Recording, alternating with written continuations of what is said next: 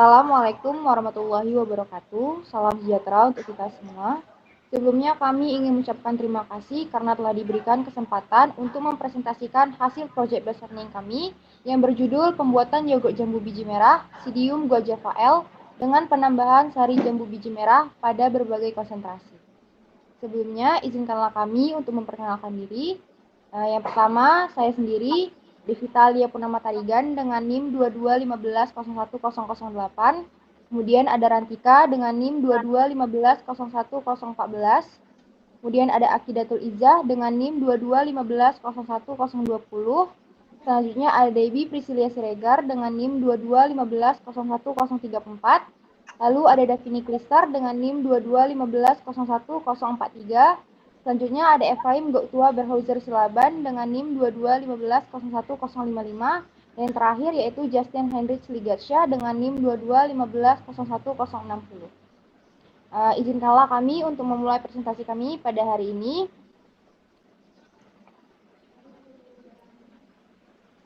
Latar belakang kami memilih judul tersebut karena perkembangan teknologi dan perubahan pada pola konsumen telah mengakibatkan permintaan yogurt meningkat, sehingga mendorong produksi yogurt yang lebih bervariasi, baik dari segi jenis, tekstur, aroma, maupun rasa.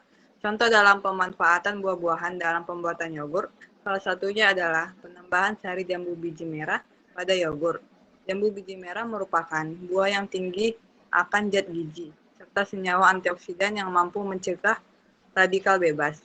Yogurt adalah susu yang dibuat melalui fermentasi bakteri. Umumnya dibuat dari susu sapi melalui proses fermentasi dengan menggunakan bakteri Bacillus bulgaricus dan Streptococcus. Produk yogurt membutuhkan kestabilan sempurna dan konsistensi rasa yang diinginkan konsumen. Yogurt yang disimpan akan mengalami sinersis, yaitu pemisahan zat cair dan zat padat. Oleh karena itu, pada yogurt perlu ditambahkan bahan penstabil untuk mempertahankan tekstur. Selanjutnya ada rumusan masalah, tujuan, dan manfaat. Rumusan masalah, apakah pengaruh penambahan sari jambu biji merah dan pada berbagai konsentrasi terhadap kandungan dalam yogurt? Tujuannya untuk mengetahui pengaruh penambahan sari jambu biji merah dan pada berbagai konsentrasi terhadap kandungan dalam yogurt. Manfaatnya agar peneliti mengetahui pengaruh penambahan sari jambu biji merah dan pada berbagai konsentrasi terhadap kandungan dalam yogurt. Kemudian ada pendahuluan dari proyek bachelor kami. Nah, yogurt merupakan hasil olahan susu yang berasal dari ternak yang direkomendasikan karena mengandung probiotik untuk kesehatan. Yogurt merupakan salah satu produk hasil fermentasi susu yang menggunakan bakteri asam laktat dengan atau tambah penambahan bahan pangan lain yang diizinkan. Yogurt memiliki tekstur yang kental seperti custard, rasanya asam dan sifatnya mudah dicerna. Bakteri Streptococcus thermophilus dan Lactobacillus bulgaricus sebagai starter akan hidup dan saling berstimulasi satu sama lainnya, sehingga pertumbuhan bakteri starter akan lebih cepat dalam proses fermentasi. Sejumlah penelitian mengatakan bahwa terdapat pengaruh positif probiotik untuk kesehatan tubuh, mulai dari mencegah dan sebagai terapi diare, mengurangi penderita lactose intolerance, mencegah hipertensi dan kanker, hingga meningkatkan sistem imun tubuh. Probiotik juga bermanfaat untuk menyempurnakan proses pencernaan manusia dengan cara melindungi saluran pencernaan dari serangan bakteri patogen. Nah, jambu biji memiliki kandungan nutrisi seperti vitamin A dan vitamin C yang tinggi. Yogurt yang paling disukai para les adalah penambahan ekstrak buah jambu biji Bangkok dengan konsentrasi 5%. Pada penelitian lain, yogurt dengan penambahan jus jambu biji merah meningkatkan nilai pH.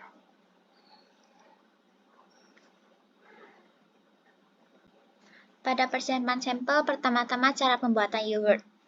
Cara pembuatan yogurt pada penelitian ini yaitu sebagai berikut. Pertama itu dilakukan sterilisasi pada semua peralatan yang akan dipakai untuk pembuatan yogurt. Lalu disiapkan 1 liter susu ke dalam botol steril yang masing-masing diisi 200 ml. Kemudian dipanaskan menggunakan double jacket. Susu dipasteurisasi dengan metode high temperature short time pada suhu 72,5 derajat Celcius selama 15 detik. Lalu dilakukan pendinginan sampai suhu 43-45 derajat Celcius. Diinokulasi kultur starter, komersil, Staphylococcus thermophilus, dan Lactobacillus bulgaricus, lalu diaduk sampai tercampur rata. Lalu diinkubasi pada ruang tertutup dalam suhu ruang selama 24 jam. Kemudian dilakukan pemeriksaan hasil pembuatan yogurt yang terbentuk apakah berhasil atau gagal.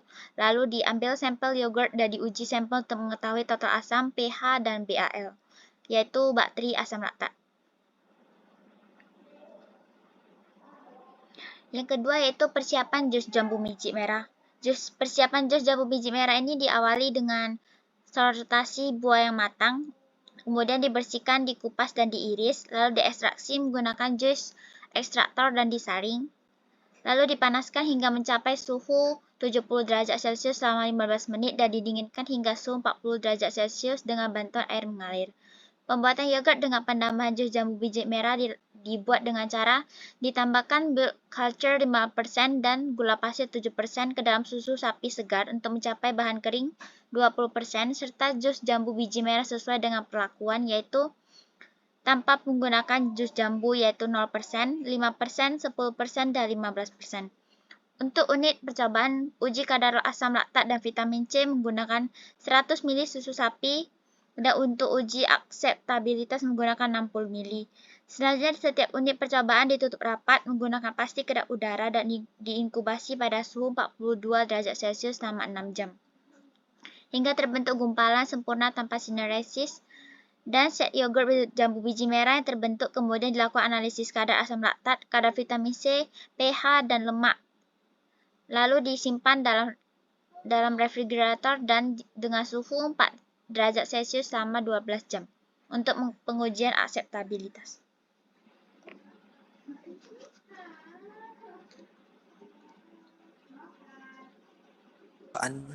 Dilakukan dengan menggunakan konsentrasi yang berbeda-beda dan akseptabilitas diuji dengan uji Kruskal-Wallis. Apabila hasilnya berbeda, dilakukan uji Mann-Whitney untuk menguji perbedaan rata-rata yang meliputi yang pertama, kadar asam laktat. Semakin tinggi penambahan konsentrasi jus jambu biji merah, maka kadar asam laktat semakin rendah. Yang kedua, kadar vitamin C.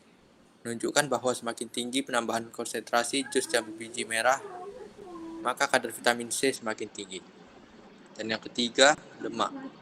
Menurut dia dan kawan-kawan menyatakan bahwa semakin lama waktu fermentasi, maka akan meningkatkan kadar lemak.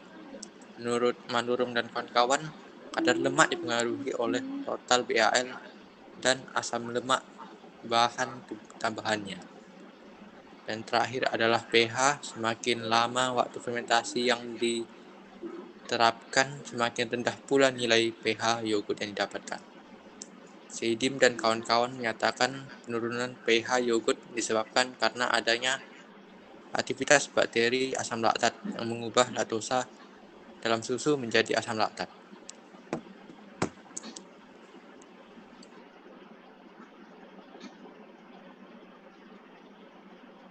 Baiklah, dari review jurnal dan literatur yang kami lakukan, terdapat beberapa kesimpulan. Yang pertama itu penambahan konsentrasi jus jambu biji merah sebanyak 15% atau sodium guajava L memberikan pengaruh nyata menurunkan kadar asam laktat sebesar 0,55% dan meningkatkan kadar vitamin C sebesar 20,69 mg per 100 gram serta nilai akseptabilitas set yogurt susu sapi yang paling disukai yaitu 2,20. Lalu penambahan ekstrak kalipati jambu biji merah atau sodium guajava L sejumlah 15% memberi dampak nyata menaikkan asam laktat yogurt susu sapi sebesar 0,5%. Berdasarkan penelitian Hikmah tahun 2020, beliau menyatakan bahwa pemberian ekstrak saripati jambu biji merah paling unggul yaitu dengan kadar 10-15%. Dari analisis ragam diketahui bahwa variasi antara berbagai jenis minum yogurt dalam kandungan lemak menurun selama masa penyimpanan. Nah, pH nilai yogurt minum yang menurun dengan memperpanjang masa penyimpanan. itu dilaporkan bahwa tingginya tingkat produksi asam laktat di yogurt diamati pada hari ke-12 karena aktivitas metabolisme bakteri yang tinggi dengan adanya laktosa. Itu saja, terima kasih. Saya kembalikan kepada moderator.